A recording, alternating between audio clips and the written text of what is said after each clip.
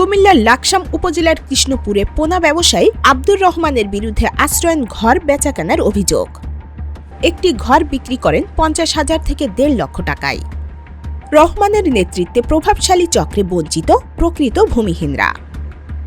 বিস্তারিত দেখুন কুমিল্লা থেকে মোস্তাফিজুর রহমানের পাঠানো ৩ পর্বের ধারাবাহিক অনুসন্ধানী প্রতিবেদনের প্রথম পর্বে। সরকারের মানবিক উদ্যোগ আশ্রয়ন প্রকল্পকে ঘিরে কুমিল্লার লাকসাম উপজেলার কৃষ্ণপুরে ভয়াবহ অনিয়মের অভিযোগ উঠেছে। স্থানীয়ভাবে মাছের পোনা ব্যবসার সঙ্গে জড়িত রহমানকে আশ্রয়ন প্রকল্পের ঘর বেচাকেনা সিন্ডিকেটের প্রধান হোতা হিসেবে চিহ্নিত করেছেন এলাকাবাসী। অভিযোগ রয়েছে তার নেতৃত্বেই আশ্রয়ন প্রকল্পের ঘর অবৈধভাবে বিক্রি ও হস্তান্তর করা হয়েছে। স্থানীয় একাধিক সূত্র জানায়, কৃষ্ণপুর আশ্রয়ন প্রকল্পে বরাদ্দপ্রাপ্ত ঘরগুলো টাকার বিনিময়ে হস্তান্তরের পেছনে মূল সমন্বয়কের ভূমিকায় পালন করছেন রহমান। রাজনৈতিক পরিচয়ে স্থানীয় প্রভাব খাটিয়ে অযোগ্য ব্যক্তিদের ঘর পাইয়ে দেওয়া হয়েছে। বিপরীতে তালিকাভুক্ত অনেক প্রকৃত ভূমিহীন ও গৃহহীন পরিবার ঘর না পেয়ে বঞ্চিত হয়েছেন।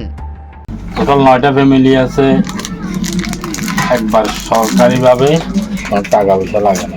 কত করে দিয়েছিলেন? 25,000 টাকা।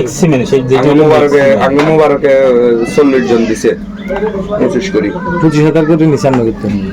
অনুসন্ধানে জানা যায়, কয়েকটি আশ্রয়ন ঘর ৫০,০০০ থেকে ১.৫ লক্ষ টাকা পর্যন্ত দামে বিক্রি হয়েছে। আবার কোথাও কোথাও ঘর বরাদ্দ দিতে ২০ থেকে ২৫,০০০ টাকা দিতে হয়েছে বলে অভিযোগ উঠেছে। সূত্র জানায়, পুরো প্রক্রিয়াটি একটি সংঘবদ্ধ সিন্ডিকেটের মাধ্যমে পরিচালিত হয়েছে, যার কেন্দ্রবিন্দুতে ছিলেন রহমান। ভুক্তভোগী একাধিক পরিবার জানান, তারা বারবার আবেদন করেও ঘর পাননি। পরে জানতে পারেন টাকা ছাড়া ঘর পাওয়ার কোনো সুযোগ নেই। তাদের দাবি, রহমান ও তার সহযোগীরা আশ্রয়ন প্রকল্পকে নিয়মিত আয়ের উৎসে পরিণত করেছেন। এ ঘটনায় ঘর বরাদ্দ ও তদারকির দায়িত্বে থাকা সংশ্লিষ্ট দপ্তরের ভূমিকা নিয়েও প্রশ্ন উঠেছে। স্থানীয় সচেতন মহলের প্রশ্ন, রহমান কিভাবে এত বড় অনিয়ম পরিচালনা করার সুযোগ পেল, কারা তাকে সহযোগিতা করেছে এবং প্রকৃত সুবিধাভোগী তালিকা আদৌ যাচাই করা হয়েছিল কিনা। এলাকাবাসী ও সুশীল সমাজের প্রতিনিধিরা অবিলম্বে কৃষ্ণপুর আশ্রয়ন প্রকল্পের ঘর বরাদ্দের বিষয়ে নিরপেক্ষ তদন্ত, অবৈধভাবে বিক্রি হওয়া ঘর বাতিল ও পুনরুদ্ধার এবং সিন্ডিকেটের প্রধান হোতা সহ জড়িতদের বিরুদ্ধে দৃষ্টান্তমূলক শাস্তির দাবি জানিয়েছেন। পাশাপাশি প্রকৃত ভূমিহীন ও গৃহহীন পরিবারগুলোর মধ্যে পুনরায় ঘর বরাদ্দের আহ্বান জানানো হয়েছে।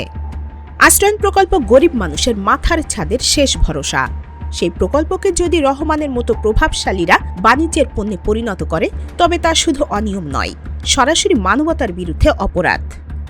এখন দেখার বিষয়, প্রশাসন এই অভিযোগের সত্যতা যাচাই করে কার্যকর ব্যবস্থা নেয় কিনা।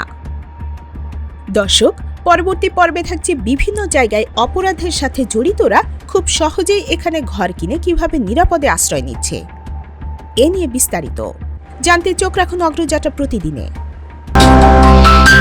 অগ্রযাত্রা প্রতিদিন, নির্ভীক প্রত্যয়ে উজ্জীবিত।